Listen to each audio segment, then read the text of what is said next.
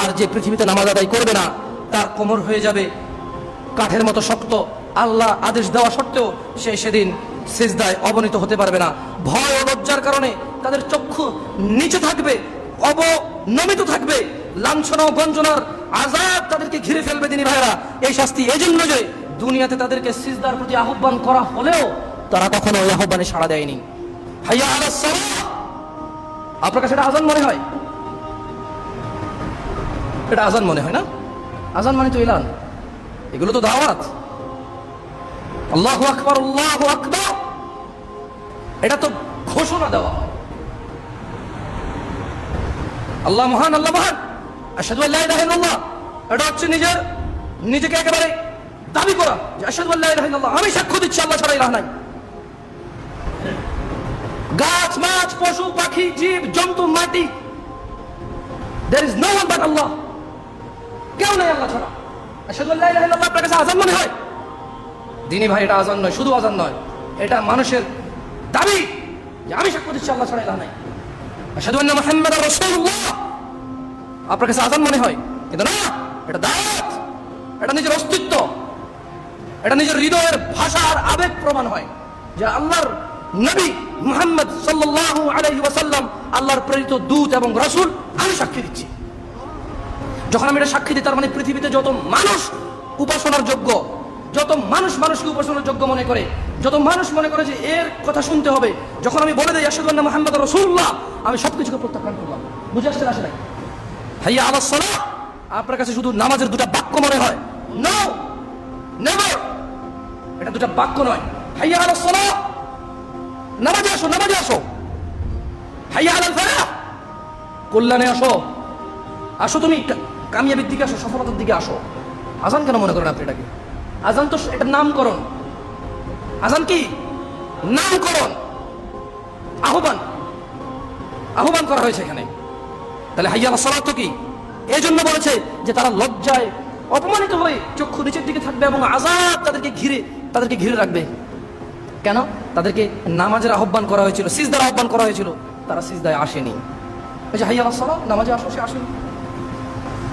أقول قولي هذا واستغفر الله لي ولسائر المؤمنين فاستغفروه إنه هو الغفور الرحيم। আল্লাহর কাছে ক্ষমা চান, আল্লাহ ক্ষমা করে।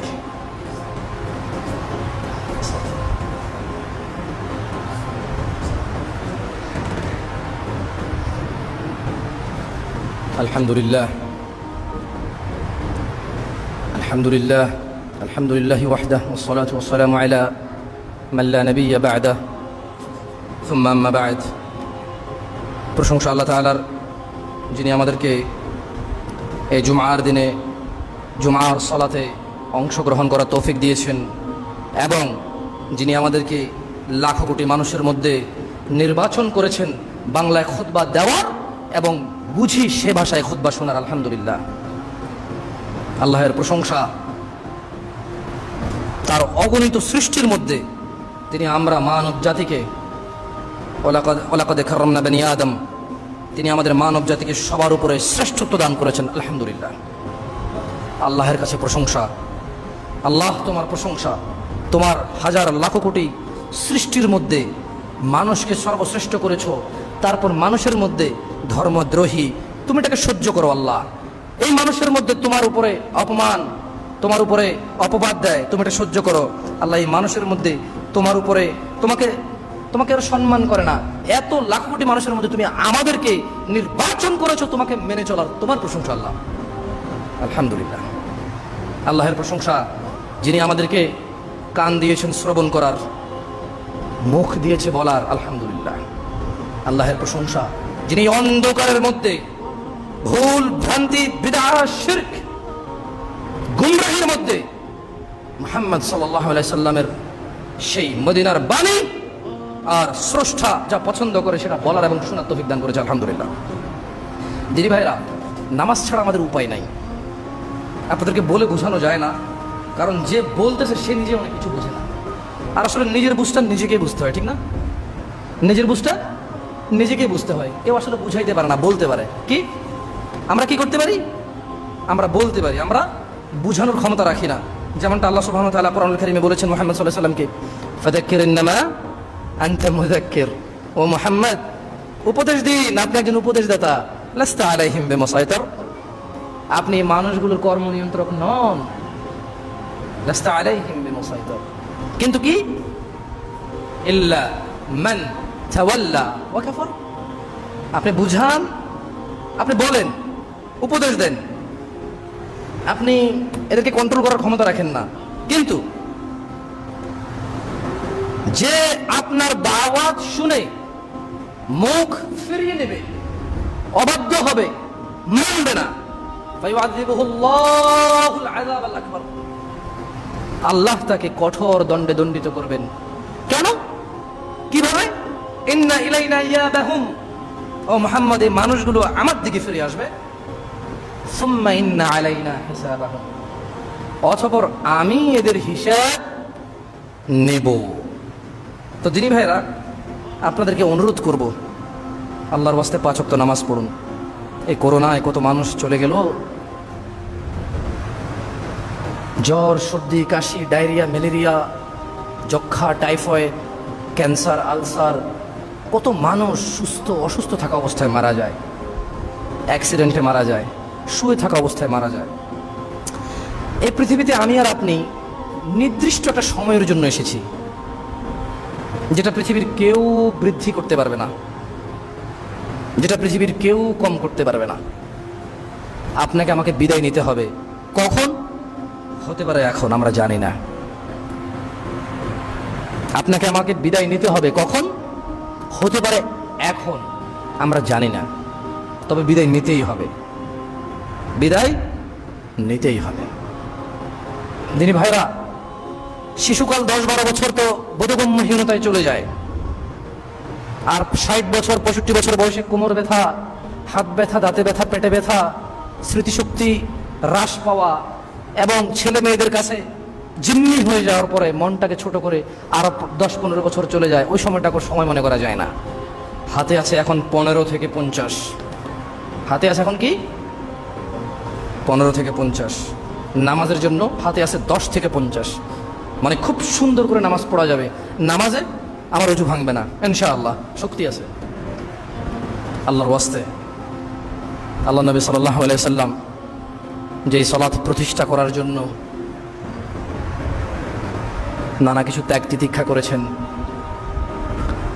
যে ধর্ম পালনের জন্য তিনি সাল্লাল্লাহু আলাইহি সাল্লাম না খেয়ে দাওয়াত প্রচার করেছেন,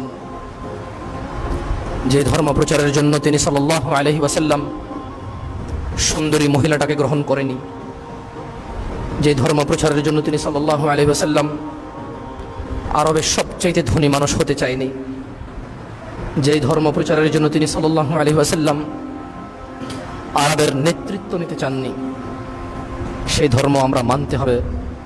এটাই বাস্তব, এটাই আমাদের করতে হবে যদি আমরা মুক্তি চাই, যদি আমরা মৃত্যুর পরের জীবনে সুখী হতে চাই।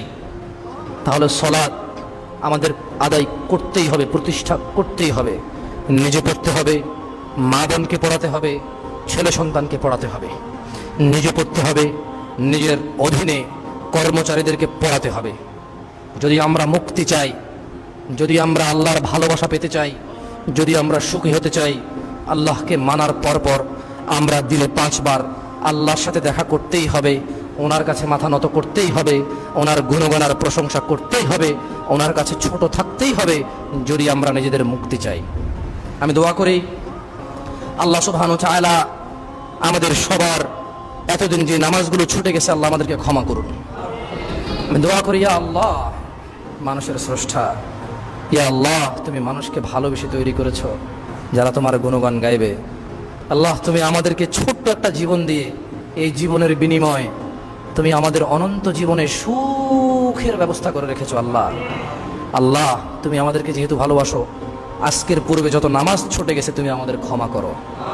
ইয়া আল্লাহ, আজকের পূর্বে যত ভুল ভ্রান্তি হয়েছে তুমি আমাদের ক্ষমা করো। আল্লাহ, তুমি আমাদেরকে 5 ওয়াক্ত নামাজি করে দাও। তুমি সক্ষম, তুমি পারো।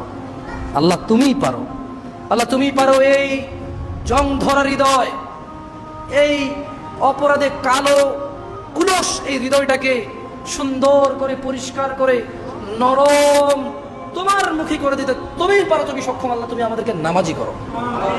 আল্লাহ তুমি যে জান্নাত মানুষের জন্য তৈরি করেছো, আল্লাহ আমাকে তুমি মানুষ হিসেবে তৈরি করেছো, তোমার প্রশংসা। আল্লাহ তুমি মানুষের জন্য যে জান্নাত তৈরি করেছো, আল্লাহ তুমি তা থেকে আমাকে মাহরুম করিও না।